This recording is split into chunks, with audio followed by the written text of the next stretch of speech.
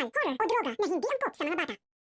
Tuluyan na ngang nakapagpiyansa itong si Karina Sanchez matapos nga siyang tulungan nitong si Dara.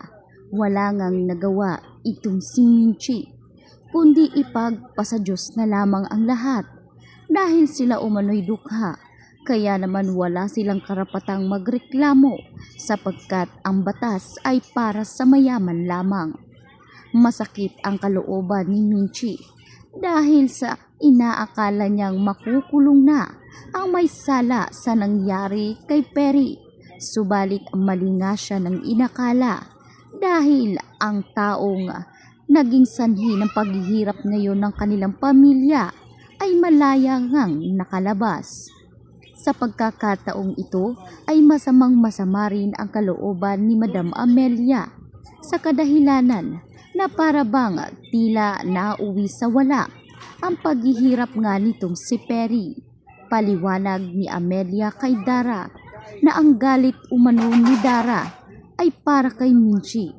Hindi dapat madamay sana si Perry, ngunit dahil sa kanyang galit ay wala ngang kalaban-laban si Perry sa kanyang sitwasyon ngayon.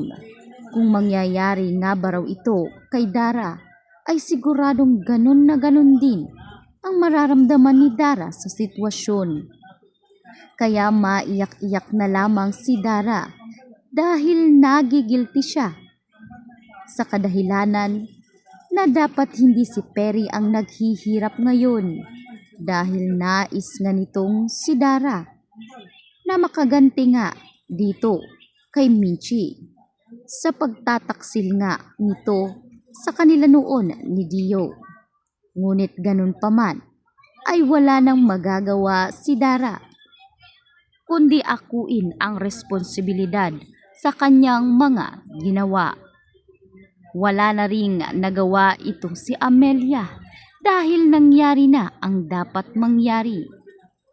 Sa kabilang banda, dito na nga sisikapin ni Amelia na makausap si Jenny dahil gusto na nga ni Amelia na aminin kay Jenny ang totoo. Kaya naman nauna nang kinausap ni Amelia si Dara at nang malaman nga ni Dara na desidido na si Amelia na aminin kay Jenny ay todo pakikiusap si Dara na wag nang gawin pa ni Amelia sapagkat masasaktan ng husto si Megan, lalo't hindi nga maganda ang relasyon ni Megan at Jenny.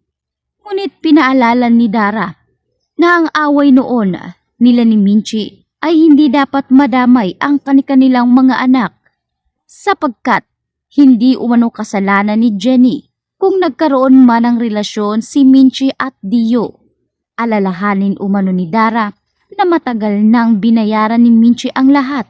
Hindi nga ba raw nakikita ni Dara ang paghihirap ngayon ni Minchi at Jenny? Habang siya ay talaga namang humihiga sa pera at wala ngang kahirap-hirap na makuha ang kanyang mga pangarap. Kaya dapat lamang ipagpasalamat umano ni Dara ang kanyang naging kapalaran.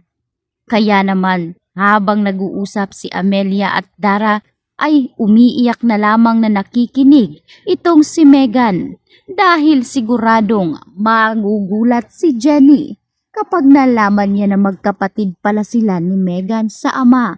Kaya sa pagkakataong ito ay agad ngang pumasok si Megan, umiiyak habang nagulat si Amelia at Dara. Tanong ni Amelia kung kanina pa nga ba si Megan. Tumango si Megan at sigurado si Amelia na narinig na ni Megan ang lahat. Kaya naman sinabi ni Amelia na hindi dapat umabot sa kaanak-anakan nila Minchi at Dara ang hidwaan nila noon. Dahil umano anuman ang mangyari, si Megan at Jenny ang huling magiging magkakampi sa darating na panahon. Kaya dapat pasalamatan ni Megan na meron siyang kakampi sa bandang huli. Sigurado si Amelia na kailanman ay hindi kayang iwan ni Jenny si Megan at testigo si Megan sa nangyari sa kanila ni Jenny noon. Halos ibuwis ni Jenny ang buhay niya para depensahan si Megan at sana ay makita ito ni Megan ngayon. Huwag nga raw sanang lamunin si Megan ng galit at inggit dahil pareho umano silang mahal ni Amelia.